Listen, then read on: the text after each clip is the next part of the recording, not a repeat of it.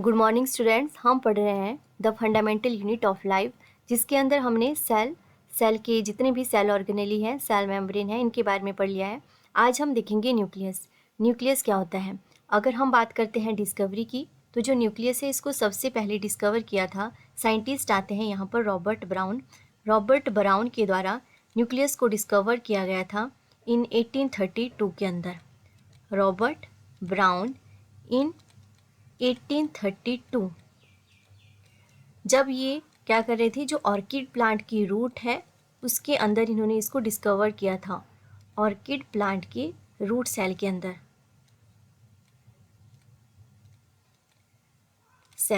Discover किया गया था न्यूक्लियस को। अगर हम देखें, जो न्यूक्लियस है वो हर एक सेल के अंदर प्रेजेंट नहीं होता। अगर मैं यूकैरियोटिक सेल की बात करूं, यूकैरियोटिक सेल के अंदर जो न्यूक्लियस है is absent in the mature RBCs. जो मैच्योर रेड ब्लड सेल हैं इसके अंदर हमें न्यूक्लियस देखने को नहीं मिलता है। मैच्योर आरबीसीज इन मैमल्स के जो आरबीसीज हैं वहाँ पर न्यूक्लियस देखने को नहीं मिलता।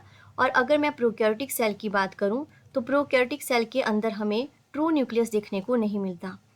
Prokaryotic cell true nucleus means क्या है कि when the genetic material is surrounded by a membrane. उस केस में जो न्यूक्लियस है वो ट्रू न्यूक्लियस नहीं होता। इट मीन्स जो जेनेटिक मटेरियल है that is not surrounded by this membrane.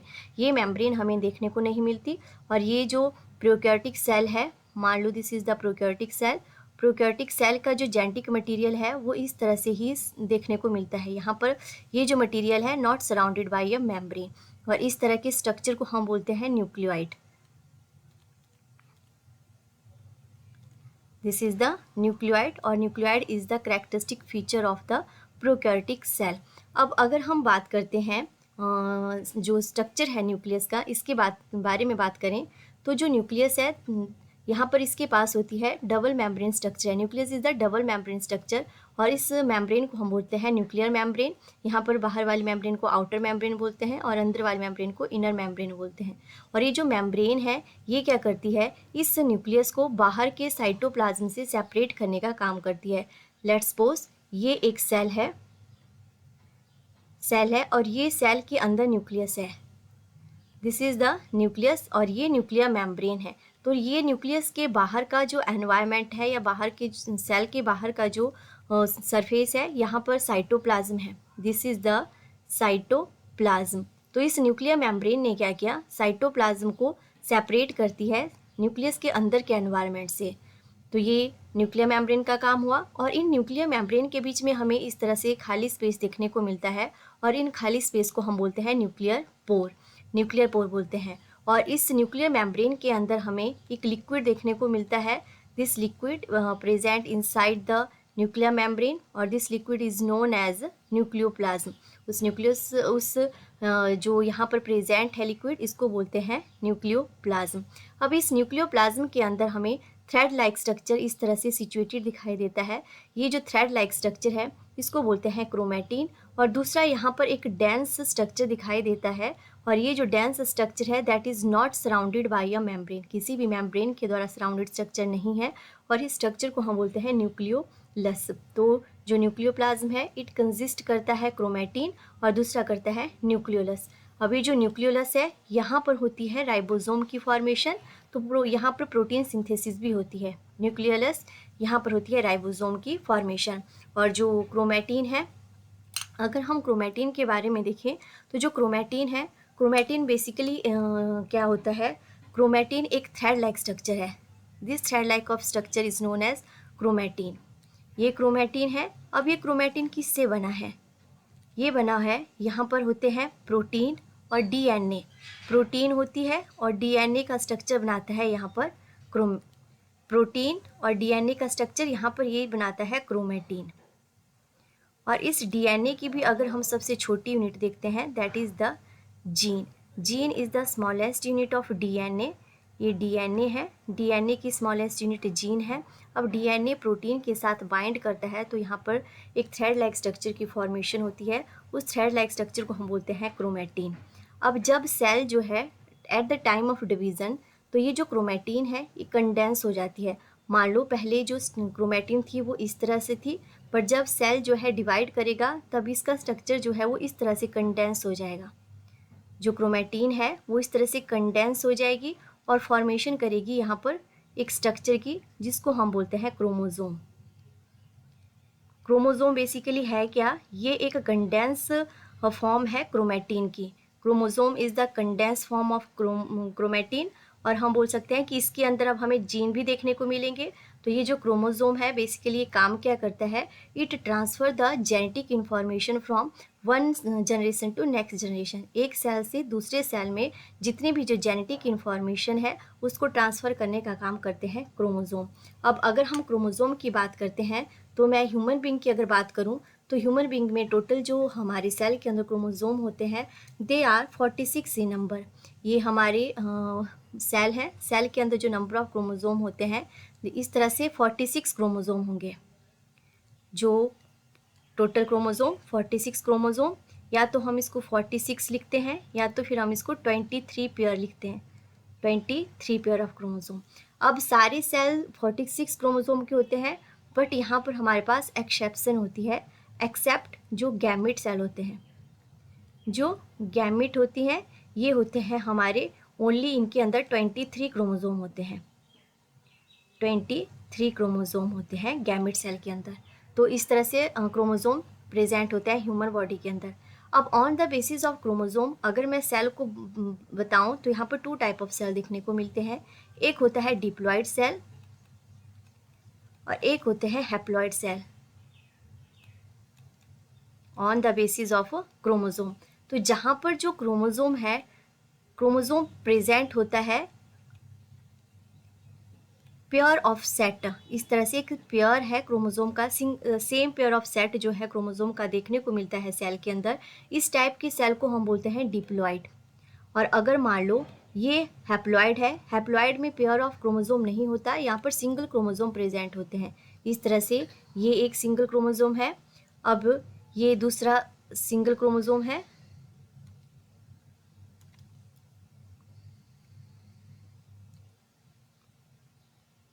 ये यहाँ पर दूसरा क्रोमोसोम है। तो यहाँ पर ये सिंगल सिंगल क्रोमोसोम है। तो इस टाइप के अगर क्रोमोसोम प्रेजेंट होते हैं सेल के अंदर तो इस टाइप के सेल को बोला जाता है हैप्लॉइड। और अगर इस टाइप के क्रोमोसोम प्रेजेंट होते हैं, पेयर फॉर्म में क्रोमोसोम प्रेजेंट होते हैं, same pair of chromosome present होते हैं, तो उनको बोलते हैं डिप्लॉइड। और इनको रिप्रेजेंट करते हैं हम 2n से और इसको रिप्रेजेंट करते हैं हम सिंगल n से। तो haploid cell represented by single n और जो डिप्लॉइड सेल हैं that is represented by 2n। अब आगे देखते हैं कि जो जब सेल जो है एक सेल से मल्टीपल ऑर्गेनिज्म में कन्वर्ट होता है तो वो कैसे कन्वर्ट होता है, तो इसके लिए हम यहाँ पर प्रोसेस देखते हैं cell division. Cell division basically है क्या? सेल डिवीज़न एक ऐसा प्रोसेस है जिसके अंदर एक सिंगल सेल डिवाइड होता है, ग्रो करता है और बहुत सारी कॉपी बनाता है सेल की, या 2 नए सेल बनाता है पहले तो, और उसको बोलते हैं हम सेल डिवीज़न। ये एक सिंगल सेल है, इस सिंगल सेल में कुछ चेंज होंगे, ये ग्रो करेगा, ग्रो करने के बाद ये 2 कॉपी बना देगा सेल की। तो इस टाइप के प्रोसेस को हम बोलते हैं cell division. This type of process is known as cell division. अब इस सेल डिवीज़न की रिक्वायरमेंट क्यों है? Why this cell division is required? तो इसकी रिक्वायरमेंट क्यों है? तो पहले तो अगर हम बात करते हैं जैसे एक सिंगल सेल से एक मल्टी सेलुलर बॉडी का और ऑर्गेनिज्म का जो है फॉर्मेशन होती है, तो उसके लिए एक सिंगल सेल होता है, उस सिंगल सेल से ही एक मल्टी सेलुलर ऑर्गेनिज्म की बॉडी बनती है। मतलब बहुत सारे सेल होते हैं जिस बॉडी के अंदर, उसको मल्टी सेलुलर बॉडी बोलते हैं। तो एक सिंगल सेल से किस तरह से मल्टी सेलुलर बॉडी का फॉर्मेशन हुई होगी, तो यहाँ पर सेल डिवीज़न हुआ है। तो सेल डिवीज़न से एक मल्टी सेलुलर ऑर्गेनिज्म जो है वो फॉर्म होता है। तो इट मीन्स कि जो सेल डिवीज़न है that is very much important. तो सबसे पहले इसकी जो रिक्वायरमेंट होती है, ये रिक्वायर्ड होता है फॉर ग्रोथ के लिए, और जो एसेक्सुअल रिप्रोडक्शन होती है उसके लिए, और एक डेवलपमेंट के लिए इम्पॉर्टेंट होता है। और अगर हम बात करते हैं, हमारी बॉडी के अंदर कुछ ऐसे सेल होंगे जो ओल्ड एज पे होंगे, जो डेथ की एज पे होंगे, उन सेल को भी रिप्लेस किया जाता है न्यू सेल के द्वारा। तो जब सेल की फॉर्मेशन होती रहेगी तो जो पुराने सेल हैं उनको रिप्लेस कर दिया जाएगा नए सेल के द्वारा। और अगर मान लो सेल के अंदर यहाँ पर कोई भी सेल डैमेज होता है, डैमेज सेल को भी रिप्लेस किया जाता है यहाँ पर न्यू सेल के द्वारा। तो सेल डिवीजन से जो नए सेल की फॉर्मेशन होती है, तो they are the main reason कि जिसकी वजह से सेल की जो है यहाँ पर डिवीज़न होता है। और जो तीसरा मेन रीज़न है that is the gamete formation. तो गैमेट की फॉर्मेशन भी जो है वो सेल डिवीज़न से ही होती है। गैमेट जो है वो इम्पॉर्टेंट है नई जनरेशन को ऑब्टेन करने के लिए, या जो नई जनरेशन की प्रोडक्शन के लिए gamete is much more important. तो अगर हम देखते हैं गैमेट जो है वो प्रोड्यूस्ड होते हैं जर्म सेल से। तो जर्म सेल गैमेट को बनाती है। फिर ये गैमेट आपस में, यहाँ पर ये जो गैमेट है, अगर हम बात करते हैं गैमेट, तो यहाँ पर दो गैमेट होते हैं, एक मेल गैमेट और एक होता है फीमेल गैमेट। मेल गैमेट को हम स्पर्म बोलते हैं और फीमेल गैमेट को हम एग बोलते हैं।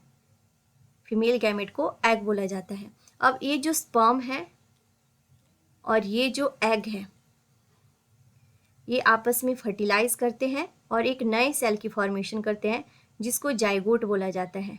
और ये जो जाइगोट है ये सिंगल सेल है और इस सिंगल सेल से ही फिर मल्टी सेलुलर ऑर्गेनिज्म की फॉर्मेशन होती है। इस सिंगल सेल से मल्टी सेलुलर ऑर्गेनिज्म की फॉर्मेशन होगी।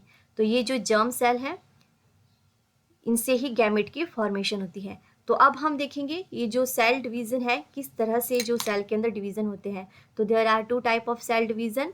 First of division is mitosis and second division is meiosis. अब हम बात करते हैं माइटोसिस की।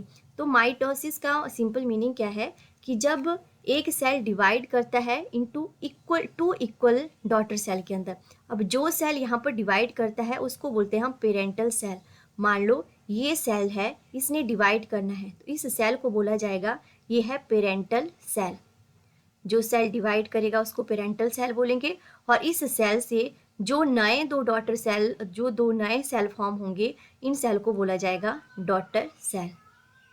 जो नए सेल फॉर्म होंगे इनको बोलते हैं डॉटर सेल, और जिस सेल से ये दो नए सेल फॉर्म होंगे उसको बोलते हैं पेरेंटल सेल। अब हम देखते हैं कि सेल डिवीज़न कैसे होता है इन केस ऑफ माइटोसिस। तो माइटोसिस में क्या होता है, ये जो पहले तो ये पेरेंटल सेल है, यहाँ पर 2n है, इट मीन्स ये डिप्लॉइड है। यहाँ पर सेम सेट ऑफ क्रोमोसोम देखने को मिलते हैं। तो सबसे पहले ये पेरेंटल सेल क्या करेगा, यहाँ पर होगी ग्रोथ।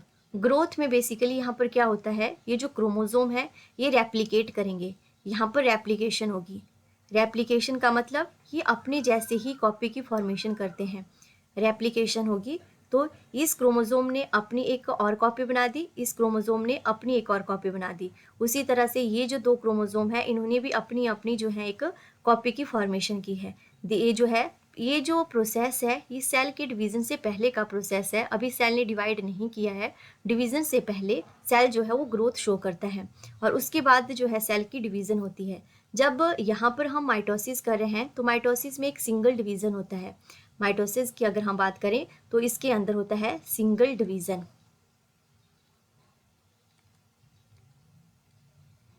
Single division. तो यहाँ पर अब क्या होता है कि ये जो यहाँ पर पेयर ऑफ क्रोमोसोम की फॉर्मेशन हो गई है, तो ये जो है सेपरेट हो जाते हैं।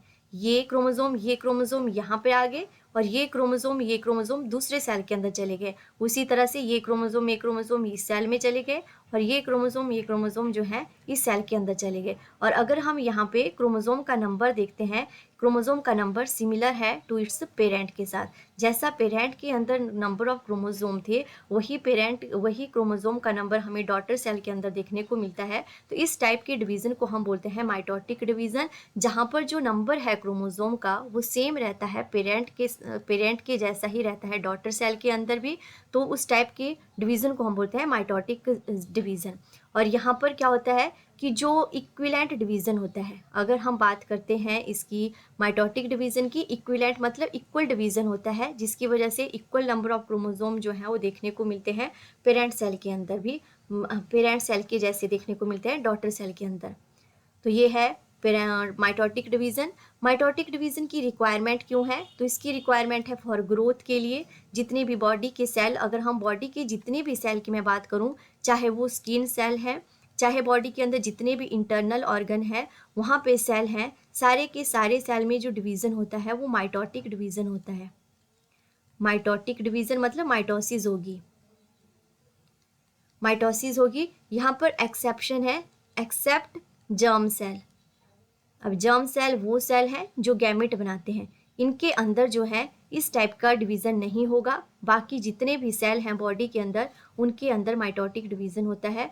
तो जिसकी वजह से अगर हम ह्यूमन बॉडी को देखते हैं तो ह्यूमन बॉडी जो है डिप्लॉयड है। ह्यूमन बॉडी कैसा ऑर्गन है? डिप्लॉयड ऑर्गन है, डिप्लॉयड ऑर्गेनिज्म है। तो the in mitosis equational division are occur. Equational मतलब इक्वल डिवीजन होता है। यहाँ पर जब डिवीजन होगा तो इक्वल डिवीजन होगा, इक्वल डिस्ट्रीब्यूशन होगी और इक्वल नंबर ऑफ क्रोमोसोम देखने को मिलते हैं। जितने क्रोमोसोम नंबर पेरेंट सेल के अंदर होंगे उतने ही देखने को मिलेंगे। अगर हम बात करें यहाँ पर ह्यूमन बींग की अगर मैं यहाँ पर बात करूँ तो ह्यूमन बींग के ये सेल है, इसके अंदर है 46 क्रोमोसोम, 46 क्रोमोसोम।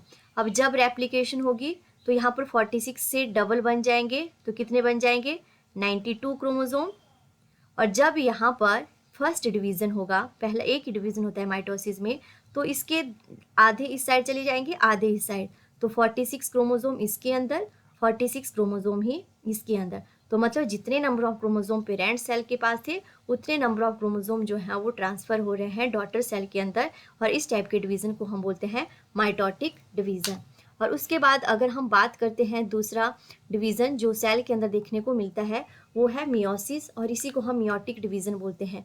मियोसिस और मियोटिक डिवीज़न। मियोसिस बेसिकली हमें देखने को मिलता है जर्म सेल के अंदर। जो बॉडी के अंदर जर्म सेल हैं उनके अंदर डिवीज़न होता है मियोसिस या मियोटिक डिवीज़न होता है।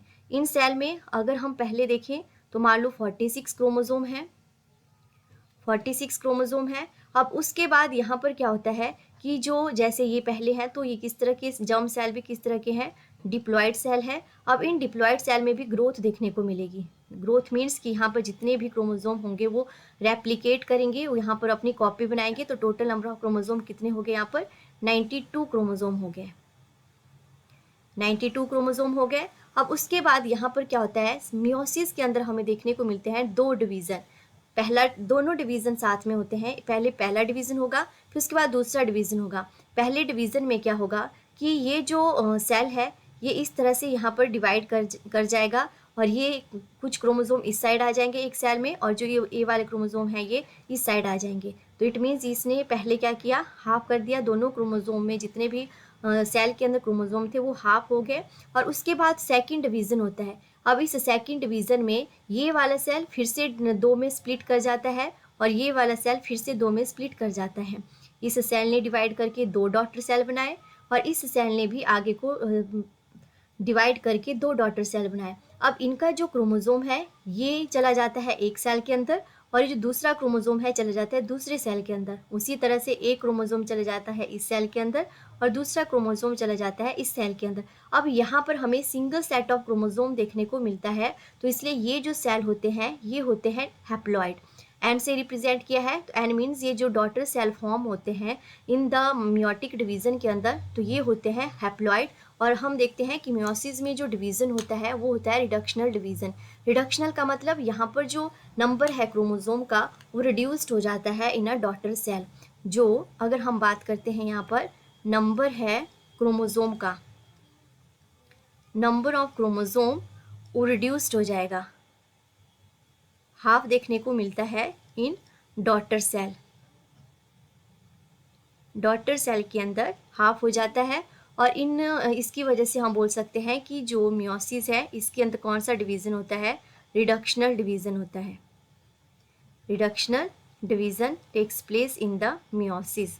तो ये जो प्रोसेस है ये देखने को मिलती है हमें जर्म सेल के अंदर। अगर मैं ह्यूमन बींग की बात करती हूँ तो ह्यूमन बींग में जर्म सेल में 46 क्रोमोसोम होंगे। जब इस 46 क्रोमोसोम से यहाँ पर 4 गैमेट बनेंगे तो ये जो गैमेट होंगे ये सब कैसे होंगे, हैप्लॉइड होंगे, और इनके पास जो नंबर ऑफ क्रोमोसोम होगा वो कितना होगा, 23 क्रोमोसोम होंगे, 23 क्रोमोसोम। अब ये जो 23 क्रोमोसोम होंगे, अब यहाँ पर मेल के पास भी 23 क्रोमोसोम होंगे, जो फीमेल गैमेट होगा उसके पास भी 23 क्रोमोसोम होंगे। जब ये आपस में फर्टिलाइज करते हैं तो यहाँ पर 23 क्रोमोसोम फर्टिलाइज करेंगे, और जो हम जाइगोट के अंदर यहाँ पर जो नया सेल बनेगा इनकी फर्टिलाइजेशन से, तो इसके अंदर हम जो क्रोमोसोम देखते हैं वो फिर से 46 क्रोमोसोम हो जाते हैं। तो इस तरह से ये जो जर्म सेल है इसके अंदर भी 46 क्रोमोसोम होंगे, और जो नया सेल बनेगा बाद में इन दोनों की फर्टिलाइजेशन से उसके अंदर भी 46 क्रोमोसोम होंगे। इट मीन्स ये भी क्या होगा, डिप्लॉइड सेल होगा, ये भी डिप्लॉइड सेल है। और जो गैमेट होते हैं वो हैप्लॉइड होते हैं। गैमेट कैसे हैं, हैप्लॉइड है, हैप्लॉइड है। तो ये है मियोसिस। अब उसके बाद हम देखते हैं किस तरह से जो माइटोसिस है ये मियोसिस से अलग है। मतलब हम यहाँ पे देखेंगे किस तरह से इन दोनों में डिस्टिंग्विश करते हैं, किस तरह से इन दोनों में डिफ्रेंशिएशन होती है। अगर हम माइटोसिस के अंदर देखते हैं, जो सेल, इस टाइप का जो सेल डिवीज़न है ये हमें ऑल टाइप ऑफ सेल के अंदर देखने को मिलता है, in all type of cell except germ cell. Germ cell को छोड़कर ये डिवीज़न जो है हर एक सेल के अंदर देखने को मिलता है। और अगर हम मियोसिस की बात करते हैं, meiosis will takes place in germ cell. ये हमें सिर्फ कहाँ पे देखने को मिलती है, बॉडी के जर्म सेल के अंदर, और ये वो सेल हैं जो गैमेट की फॉर्मेशन करते हैं। अगर हम दोनों के बीच में दूसरा डिफरेंस देखें तो जो माइटोसिस होगी इसके अंदर जो डिवीज़न होगा वो इक्वेशनल डिवीज़न होता है। Equational division will takes place in the mitosis, equational division. और अगर हम बात करते हैं मियोसिस के अंदर तो यहाँ पर देखने को मिलता है reductional division, reductional division, reductional division will takes place in meiosis. और अगर हम इसके तीसरे पॉइंट की बात करते हैं, जो तीसरा डिफरेंस है दोनों के अंदर, यहाँ पर हमें सिंगल एक ही डिवीज़न देखने को मिलता है। Single division will takes place, यहाँ पर एक बार ही सेल डिवाइड करेगा, सिंगल डिवीज़न होगा। और यहाँ पर सेल जो होगा यहाँ पर मतलब डबल डिवीज़न होगा, 2 टाइम जो होगा डिवीज़न देखने को मिलेगा। और यहाँ पर जो क्रोमोसोम का नंबर है वो सेम होगा, number of chromosome is same, number of chromosome is same as the parent. Parental chromosome के जैसा ही क्रोमोसोम नंबर देखने को मिलेगा हमें डॉटर सेल के अंदर, पेरेंटल क्रोमोसोम। और यहाँ पर जो नंबर है क्रोमोसोम का, number of chromosome is reduced to half, वो आधा हो जाएगा, इज रिड्यूस्ड टू हाफ। तो इस तरह से हम देख सकते हैं यहाँ पर 2 डॉटर सेल की फॉर्मेशन होगी, 2 डॉटर सेल फॉर्म होंगे,